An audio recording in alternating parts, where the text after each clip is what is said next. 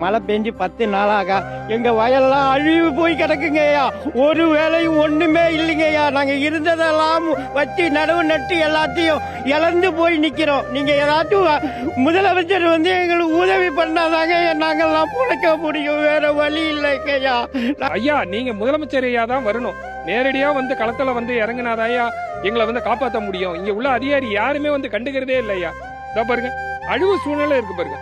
பாத்தீங்கன்னா இந்த பயிரெல்லாம் பாத்தீங்கன்னா அழிவு போயிட்டு அடுத்த கட்டத்துக்கு எங்களை விதையில இருந்து நாங்க வாங்கிதான் ஆகணும். சிஎம் சார், இது உங்க ஆட்சியில நடந்திருக்கு.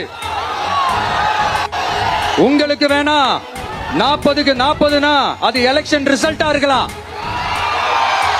ஆனா இந்த டெல்டா பகுதியில் இருக்கிற விவசாயிகளுக்கு 40க்கு 40னா அவங்க வயித்துல அடிச்சு நீங்க வாங்கின கமிஷன்.